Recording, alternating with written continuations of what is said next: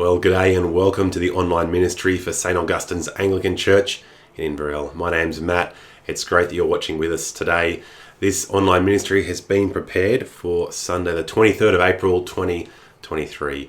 Friends, as we begin, let me read these words of Scripture from Psalm 118. The stone which the builders rejected has become the head of the corner. This is the Lord's doing. It is marvellous in our eyes.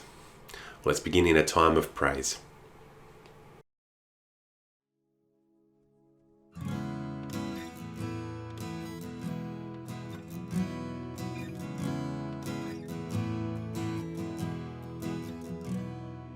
Praise to the Lord, the Almighty, King of creation. Oh, my soul, praise Him, for He is your health and salvation. All you who hear, now to His temple draw near. Praise Him in glad adoration.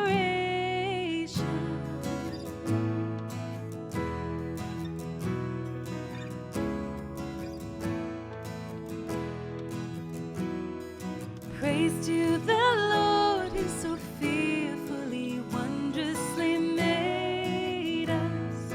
Shelters us under His wings and so gently sustains us. Have you not seen all you have needed has been granted because He ordains it?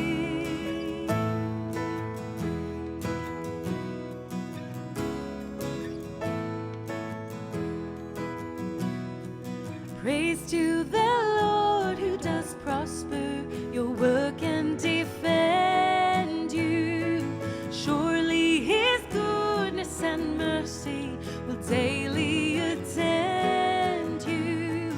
Ponder anew what the Almighty can do, if with His love He befriends you.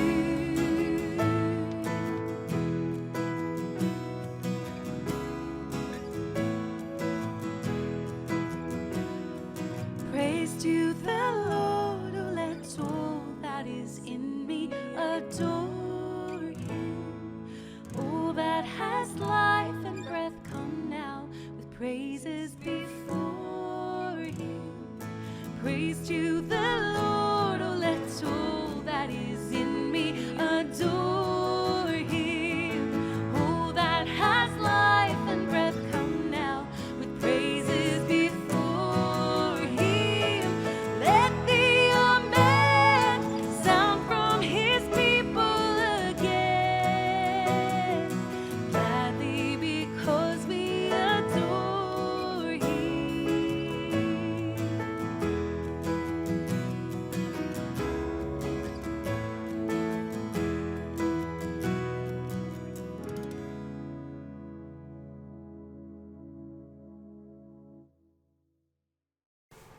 Well, as we come to the ministry of God's Word, let me lead us in our collect for the day. Heavenly Father, you have given us your Son, Jesus Christ, to die for our sins and to rise again for our justification. Father, grant that we may put away the old leaven of corruption and wickedness and always serve you in sincerity and truth through the merits of Jesus Christ our Lord. Amen. Well, our Bible readings today begin in the Old Testament with Deuteronomy chapter 6, verses 1 through to 12. Our preaching passage for today is Psalm 15, and our New Testament reading is from Hebrews 12, 18 through to 29. And so pause the video now and have a read of those together with whoever you're watching with, and then I'll come back and share with us from Psalm 15.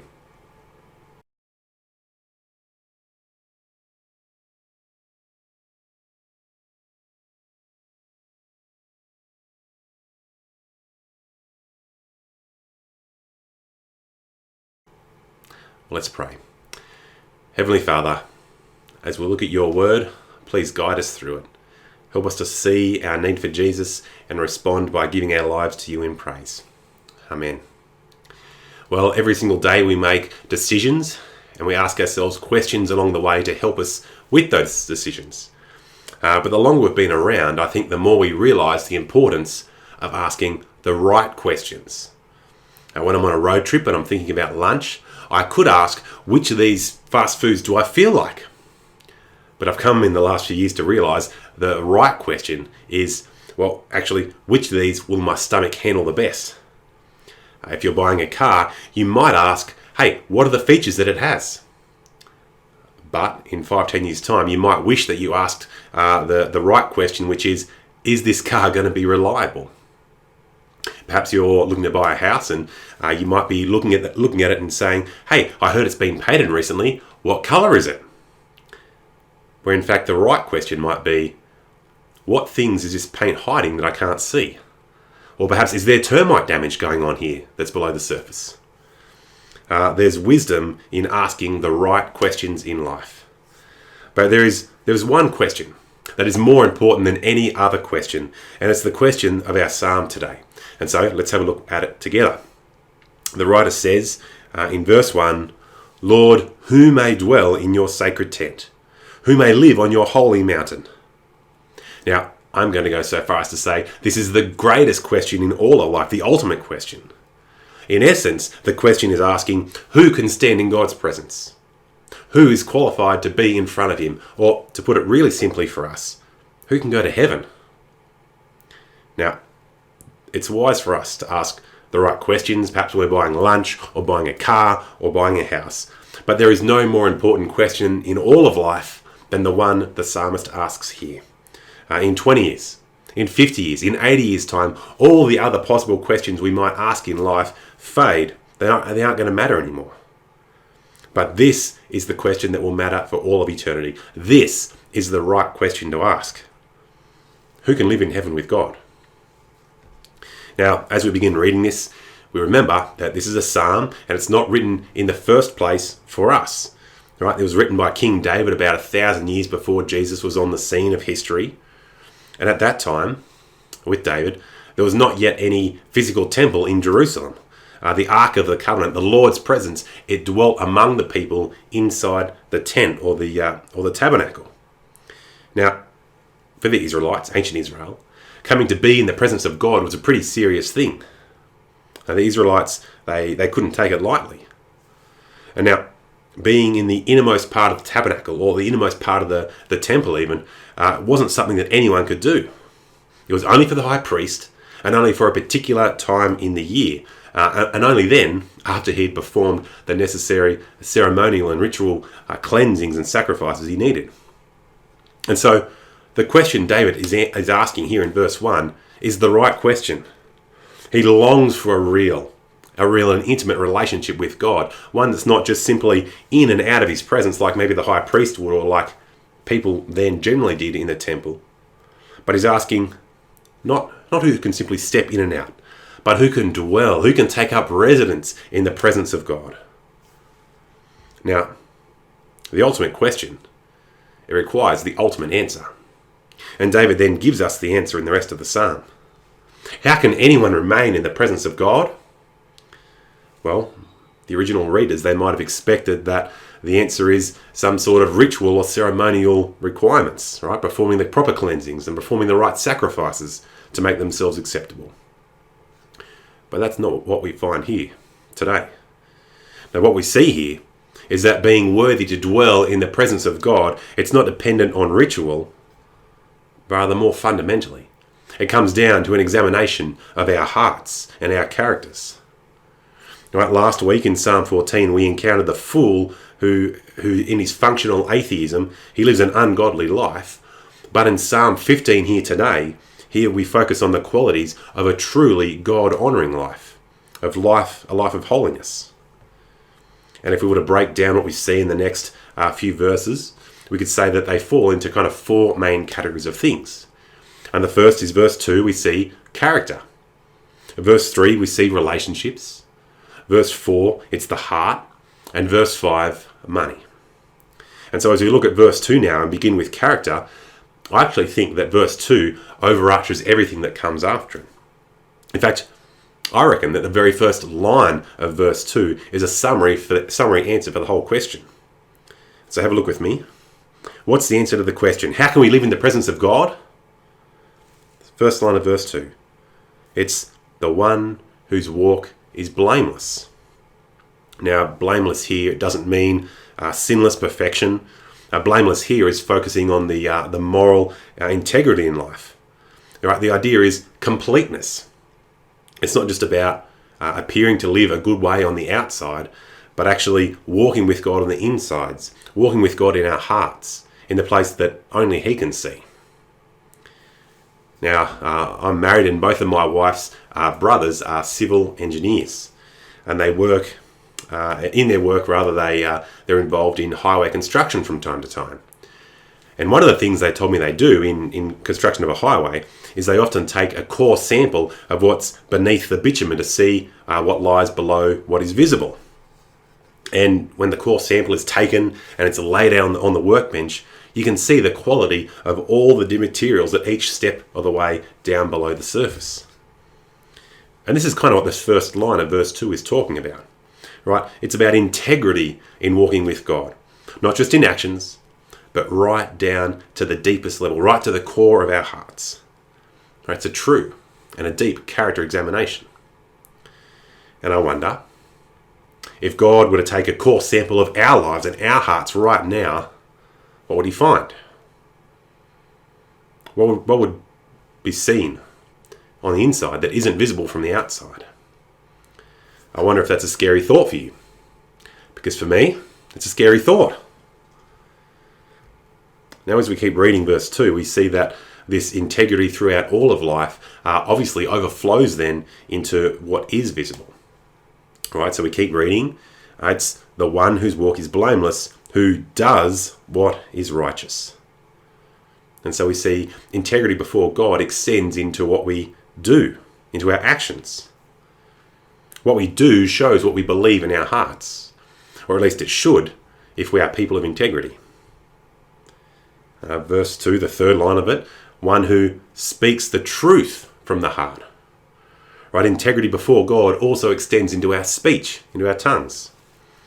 In last week's psalm, we saw that the fool lies to himself in his heart. He says there is no God. But in contrast here, the godly man, he doesn't lie to himself or to others. No, he speaks what is true. And for us, part of speaking what is true is, first of all, knowing what is true in our heads. And we only know what is true, well, it's not by introspection and thinking about how we feel and what we can rationalize. No, we know what is true as we look to the Word of God. And we let it shape our thinking. And perhaps we even change our minds when we see that what we thought is actually, it doesn't line up with God's Word, like we may have thought it did. Right, so this is the God-honouring life that David is laying out before us here. It begins with character, and it includes our actions and our speech. And now the rest of the virtues listed out in the next few verses, they move back and forth between these two things, our actions and speech. Now, verse 3 then, the category turns to relationships. How we treat others in actions and speech. And notice here that they're all phrased in the negative. Verse 3, it's one whose tongue utters no slander, who does no wrong to a neighbour, and casts no slur on others. Right, slander and slurring, they often rely on gossip, and they focus on what is wrong with a person, rather than speaking to them in love. At best, slander is not assuming the best of other people, but at worst, it's willful friendly fire. And I want to say at this point, the church is no place for willful friendly fire. Now, knowledge and gossip, they puff up. But speaking the truth in love, that'll build up others. And when we look at the second line in verse 3, it shows us it's not just evil words that he's talking about here, it's evil actions too. It's a call for us to be people who are a blessing to others, right? Not someone that others can't trust. And so the people that God welcomes in here, we find they're people who seek to honour the relationships that God has given us. Well, we come to verse 4 then, and we see that a life of godliness will also mean that we have a heart that's aligned with God's. And the first part of verse 4 says, one who despises a vile person, but honours those who fear the Lord. Right, this is about aligning our attitudes with God's. It's about hating sin, about being revolted by evil. Right, the godly person won't laugh when someone tells a vulgar joke. They won't idolise people who live godless, moralless lives. And a godly person's heart will ache as they see a brother or sister in Christ letting themselves be given over to sexually immoral behaviour or drunkenness. Sadly, I think these things can be overlooked in Christian lives. They can become respectable sins. But it shouldn't be that way. No, stand for the things that God stands for. Let your heart be a heart after his. Well, the second half of verse 4 then describes someone who is faithful to their words, just like God is. Verse 4, one who keeps an oath even when it hurts, and does not change their mind. Now, as we think about that, and no one has a problem keeping their word when it benefits them. But how about when you're going to take a loss by keeping your word? I think that is the true test of integrity. Or what about when a better offer comes along? Do we keep our word then? I was hearing from a friend of mine a little while ago, and I remember him saying that right now we live in a bit of a STABO culture. STABO. That is subject to a better offer. Right. Does anyone else get frustrated when you make plans with someone, but then they cancel on you? They say, oh, something else has come up. Oh, now I've got something else that I've committed myself to. No, godly people stick to their word. Godly people stick to their word. Well, at verse 5, then we turn to money. He says, it's one who lends money to the poor without interest, who does not accept a bribe against the innocent. Now, the first line here, it's not talking about not charging interest in a business kind of deal or business relationship. No, for the Israelites, there are commandments through the Old Testament that say, don't charge interest for your fellow brothers, your Israelites. Don't take advantage of them. The principle here is simply a godly person puts people before money. They put people before money. The godly person we see also cares about where their money comes from in the next line. Right? It's not accepting money at the expense of another person. They can't be paid off to change the truth. And they'll opt away from a job that'll give them a wage for doing something that harms life or harms society. It's people over money. And so, there we are. There's the list of virtues for the person who's worthy to stand before God. And David then finishes off this psalm with words of a promise at the end of verse 5. He says, whoever does these things will never be shaken. In other words, whoever does these things will be acceptable before God. The person who does all these things will be given access to heaven and will be able to remain there. And at this point, I want to stop and ask, if you were an ancient Israelite and you were reading this and reciting this psalm, would this fill your heart with confidence? Or would it fill you with anxiety, with doubt, with uncertainty perhaps? Or in fact, don't even worry about the Israelites. How do you feel reading this? How do you stack up? Are you living the blameless life that Psalm 15 lists out in this way? What would a core sample of our hearts, our actions, our words say about our worthiness to stand before God? Now, last week in Psalm 14, the emphasis there was on human sin, that there is a universal brokenness for all of us, all people. It's our inability to live perfect lives before a perfect and holy God. And so remembering that and now reading Psalm 15 here, I'm forced to admit to myself, I have not lived perfectly this way. Now the promise here is that whoever does these things will never be shaken. But if the tree was to be shaken, so to speak, I would fall out. I have nothing to stand on. If my life was examined according to God's standard here, I have no place with him in heaven. Now, during the week, I read this psalm with one of our church members who's in hospital waiting to come out, and as I read it with her, I said, I look at this list and I'm forced to conclude, it's not me. I don't live perfectly this way. Well, she looked at me and she said, you know what? Neither have I. But I know someone who has. She said to me, Jesus is the answer to this psalm. Jesus is the one who perfectly lived this way, and he did it for me. And she was absolutely right. When we look to Jesus, we see a Saviour who not only bears the punishment for our sin that we should receive, but who also lived a perfect life of obedience before God that we should have lived. Right? In order to stand before God, I not only need Jesus' death in my place to take my punishment, but I also need his perfect life. And this is what happens for anyone then who trusts in Jesus. When we put our faith in him, we are imputed with his righteousness. Or to put it simply, we are stamped with his perfect record. Now, it's sometimes called the Great Exchange. He got what we deserve. And in turn, we get from him what we don't deserve. In 2 Corinthians 5:21, Paul there says, God made him who had no sin to be sin for us, so that in him we might become the righteousness of God. Right, if you have given your life to Jesus, you have now been stamped with his perfect record. Now that is what God sees when he looks at you because of Jesus. And the result is that we can now stand in God's presence. Now, for the original recipients of this psalm, they were yet to receive the full revelation of God. And so for them, God's presence was a tent, or it was a mountain, or it was the temple.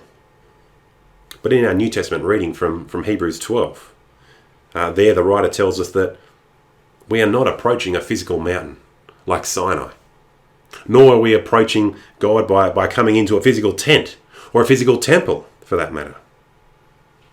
No, the writer says in Hebrews 12 verse 22, but you have come to Mount Zion, to the city of the living God, the heavenly Jerusalem.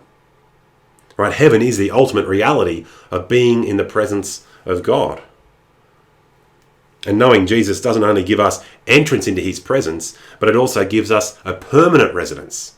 Right? At the end of the psalm reading, it talks about the truly godly person never being shaken.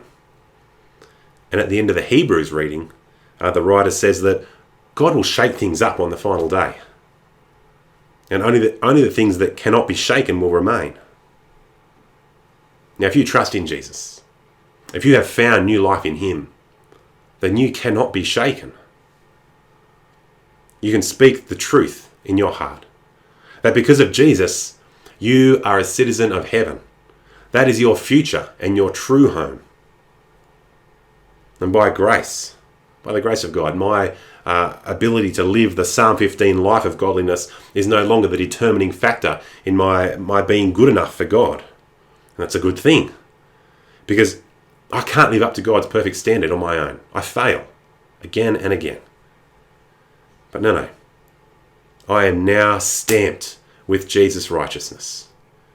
And that's what God sees. Praise the Heavenly Father who's done that for us. But as we come to close now, as we think about that, now some of you may be reading this and thinking, does that mean that I can leave Psalm 15 behind then? Can I say, Jesus has lived that perfect life for me, now I don't have to worry about it? Can I say that? No, I can't. For ancient Israel, the words of this psalm made it really clear that faith and life are not separable. Right, for Israel, they were called, Leviticus 19, to be holy, not to get right with God, but to be holy because God is holy. And do you think that is any different for us who have been saved by the blood of Jesus? No way, it's not. It's in 1 Peter 1:15, that same call repeated. He says, as the one who called you is holy, so you are to be holy in all that you do. Right, if you've received the grace of Jesus, if you've received his death in your place. And in the words of Paul in 1 Corinthians 6, you are not your own. You were bought at a price. Therefore, honour God with your bodies. If Jesus is our Saviour, then we need to let him be Lord of our lives as well. And his ways are good. His ways are the best. And I don't see Psalm 15 as a burden, but as something I can joyously strive to live out by the power of the Spirit working within me. Right? Not as my means of accessing God, but because in God's love, he has already made that possible for me in Jesus. And so why would I not strive to be a Psalm 15 person then, in response to knowing his love and mercy? Now, last week I said that as we seek to read and apply the Psalms for ourselves, a helpful question we might ask is, how can we think of these words of the Psalm being either sung by Jesus or being sung to Jesus? Now, last week I showed you how the words of Psalm 14 could have been on the lips of Jesus. And I want to do the opposite today. I wanted to see how, reading Psalm 15 here, we can sing this back to Jesus. Thank you, Jesus, that you have lived the perfect life where I couldn't. Thank you that I will never be shaken from the presence of God because of you, Jesus. Jesus, take my life and make me a Psalm 15 person by the power of your Spirit so that you would be glorified through me. And where I fail, never let me forget that I have the grace and I have forgiveness through your death for me. Jesus, thank you that I have been imputed with your perfect good record. I've been imputed with your righteousness. Friends, what a wonderful song that we can sing to our Lord. Amen.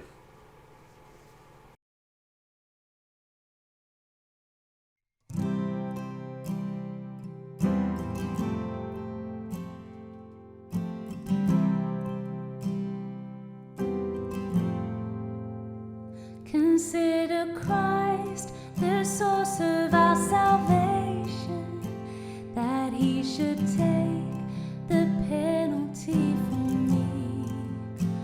Though he was pure, a lamb without a blemish, he took my sins and nailed them to the tree. My Lord and God, you are so rich in mercy. Mere words alone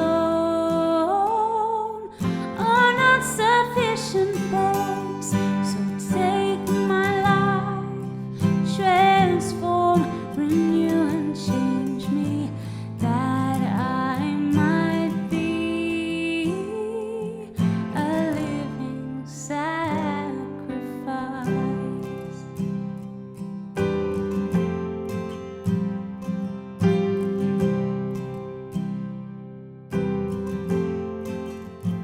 Consider Christ, that he should trust his Father in the Garden of Gethsemane. Though full of dread and fearful of the anguish, he drank the cup that was reserved for me. My Lord and God, you are so rich in mercy. Mere words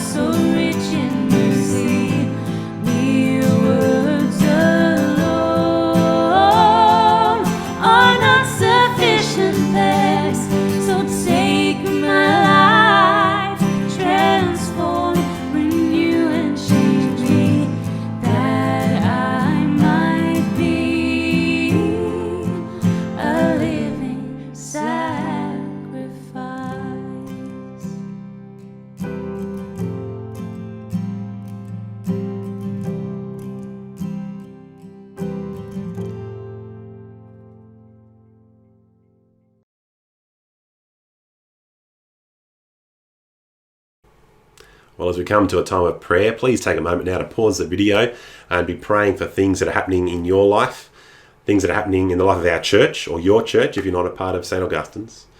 Be praying for things that are happening around our country and in our world. We have a God who hears us. We have a big God, and so we should be praying big prayers to him.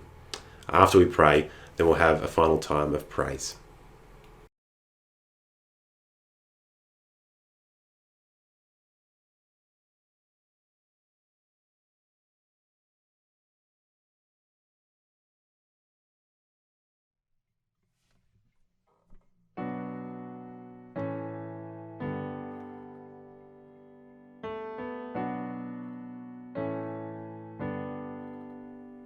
We're not alone, for Christ is here. Emmanuel, our God come near. We're not alone, for to our world Jesus has come, eternal word. And as he speaks, our souls laid bare, naked, ashamed, sin is made clear, and yet he clothes us in his love. Never alone, Christ is with us, is with us.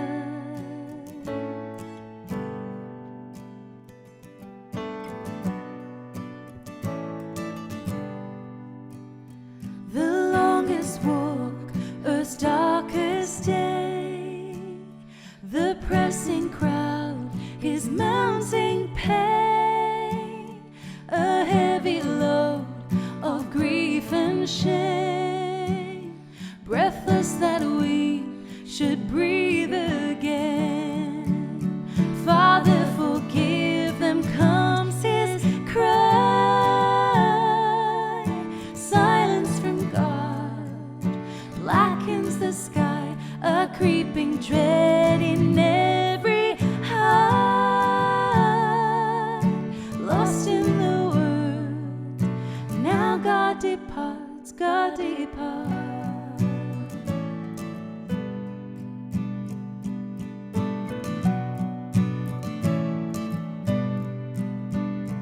The dawn will come, the sun will rise. Out of the grave we'll see hope's light. Tomb open wide, stone rolled away. Morning has come, a brand new day. He isn't here, the angel said.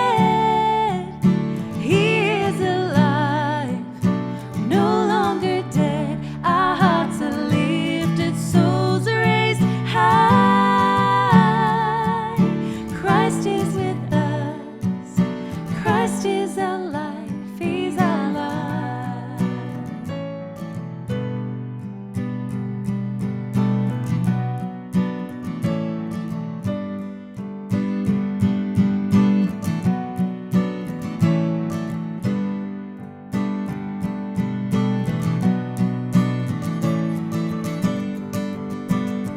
Never alone is now our cry, in joy and grief, in lonely sea. Never alone, for Christ is us. He lives in us, we live in him, until we reach that final day, when fears are gone, cast far away, we'll live secure, trust in his love. Never alone, Christ is with us, he's with us.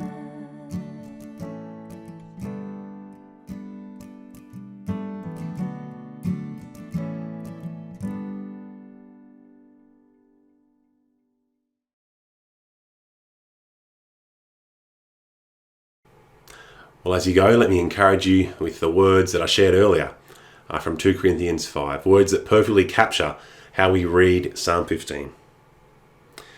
God made him who had no sin to be sin for us, so that in him we might become the righteousness of God. Have a great week.